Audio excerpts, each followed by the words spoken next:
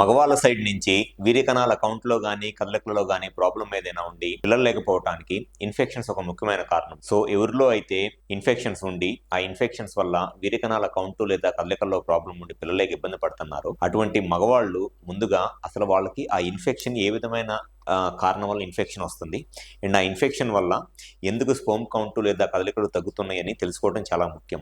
ఎందుకనంటే ఇన్ఫెక్షన్స్ ఏదైనా ఉండి దానివల్ల పిల్లలకి ఇబ్బంది పడుతున్నప్పుడు ఫస్ట్ కారణం తెలుసుకోవాలి. అండ్ ఆ ఇన్ఫెక్షన్ టెస్టిస్ లో కానీ లేకపోతే టెస్టిస్ నుంచి స్పోమ్ బయటకు వచ్చే దారిలో సెమినల్ వెసికిల్స్ లోనా, వ్యాస్ డిఫరెన్స్ లోనా, లేకపోతే ప్రోస్టేట్ లో ఇన్ఫెక్షన్ ఉందా అనేది కరెక్ట్ గా తెలుసుకొని ట్రీట్మెంట్ చేసినట్లయితే ఇన్ఫెక్షన్ కంట్రోల్ అయ్యి స్పోమ్ కౌంటు లేదా కదలికలు నార్మల్ గానే పెరిగి నేచురల్ ప్రెగ్నెన్సీ రావడానికి చాలా ఎక్కువ అవకాశం. సో ఈ వీడియోలో నేను అసలు ఎటువంటి ఇన్ఫెక్షన్స్ వల్ల అండ్ ఇన్ఫెక్షన్స్ ఏ విధంగా ఈ వీర్యకణాల కౌంటు లేదా కదలికల్ని తగ్గించి పిల్లలేక ఇబ్బంది పడతారు మగవాళ్ళు అనేది డీటెయిల్ గా చెప్తాను. ముందుగా ఎవరిలో అయితే టెస్టిస్ లో గానీ లేదా సెమినల్ వెసికిల్స్ లో గానీ ఇన్ఫెక్షన్స్ ఉంటాయో ఆ ఇన్ఫెక్షన్స్ వల్ల వీర్యకణాల కౌంటు లేదా కదలికలు తగ్గిపోతాయి. ఎందుకు అనంటే ఎప్పుడైనా సరే ఇన్ఫెక్షన్స్ ఉన్నప్పుడు ఈ ఇన్ఫెక్షన్స్ వల్ల టెస్టిస్ లోపల ఉండే సెమినిఫెరస్ ట్యూబ్యూల్స్ అంటారు, ఈ సెమినిఫెరస్ ట్యూబ్యూల్స్ ఫంక్షన్ అనేది తగ్గిపోయింది.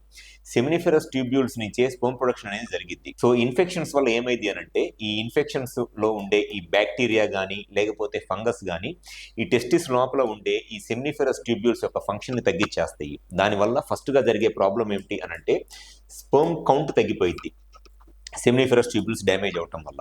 అండ్ సెకండ్ ప్రాబ్లం వచ్చేసి ఇన్ఫెక్షన్ వల్ల సెమినిఫెరస్ ట్యూబ్యూల్స్ తో పాటు స్పోమ్ బయటకు వచ్చే దారి ఎపిడెడిమిస్ అంటారు.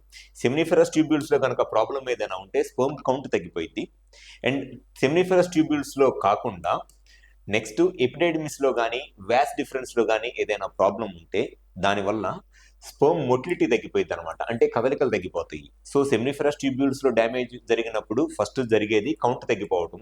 అట్లా కాకుండా ఎపిడెడిమిస్ వ్యాస్ డిఫరెన్స్ లో ప్రాబ్లం ఏదైనా ఉన్నప్పుడు మొటిలిటీ అంటే కదలికలు తగ్గిపోవడం. సో బ్యాక్టీరియా ఇన్ఫెక్షన్ ఏదైనా ఉండి లేకపోతే వైరల్ గానీ ఫంగల్ ఇన్ఫెక్షన్ గానీ ఏదైనా ఉన్నప్పుడు ఖచ్చితంగా టెస్టిస్ లో ఈ సెమినిఫెరస్ ట్యూబ్యూల్స్ ఎపిడెడిమిస్ లో ఇన్ఫెక్షన్ అనేది వచ్చి దానివల్ల ఈ స్పోమ్ కౌంట్ కదలికలు తగ్గిపోతాయి. అండ్ నెక్స్ట్ ప్రాబ్లం వచ్చేసి కొంతమందిలో ఇన్ఫెక్షన్ అనేది ఒక సెమినిఫెరస్ ట్యూబ్యూల్స్ ఎపిడెడిమిస్ లోనే కాకుండా స్పోమ్ బయటకు వచ్చే దారి అంటే సెమినల్ వెసికిల్స్ లో కానీ లేకపోతే ప్రోస్టేట్ లో కూడా ప్రాబ్లం వచ్చేస్తుంది.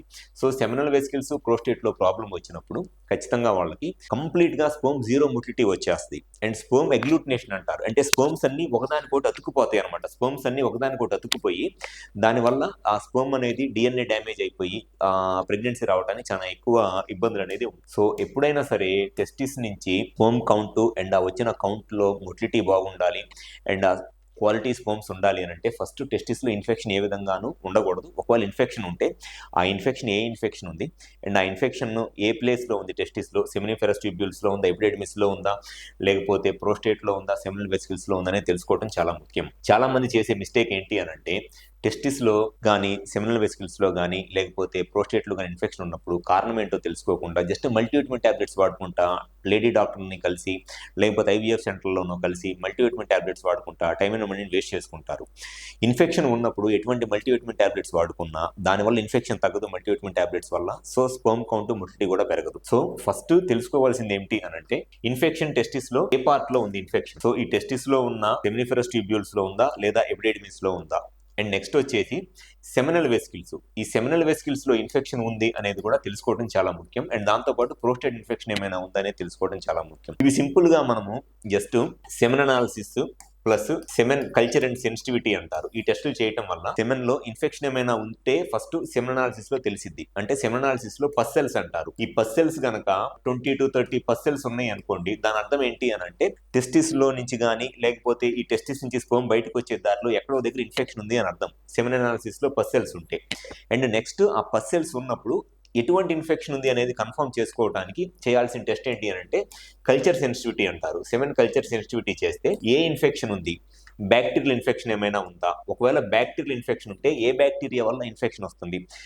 రకరకాలైన బ్యాక్టీరియాలు ఉంటాయి, ఈకోలై అని, స్టెఫ్లోకోకస్ అని, లేకపోతే స్టాఫ్ ఆరియస్ అని రకరకాల బ్యాక్టీరియా ఉంటుంది. కాబట్టి ఏ బ్యాక్టీరియా వల్ల ఇన్ఫెక్షన్ వస్తుంది అనేది మనకి తెలిసిద్ది. So first semen analysis and next చేయించుకోవాల్సింది సెమెన్ కల్చర్ అండ్ సెన్సిటివిటీ. దీంతో పాటు చేయించుకోవాల్సిన టెస్ట్ ముఖ్యమైన టెస్ట్ ఏంటి అని అంటే అల్ట్రాసౌండ్, స్క్రోటమ్ చేపించుకోవాలి. ఈ అల్ట్రాసౌండ్ టెస్ట్ చేపించుకోవటం వల్ల ఈ టెస్టిస్ లోపల అండ్ ఈ టెస్టిస్ లో ఉన్న ఈ సెమినల్ వెసికిల్స్, టెస్టిస్ లో ఉన్న ఎపిడెడిమిస్, సెమినిఫెరస్ ట్యూబ్యూల్స్ ఎలా ఉన్నాయి, దాంట్లో ఇన్ఫెక్షన్ ఏమైనా ఉందా అనేది తెలిసింది.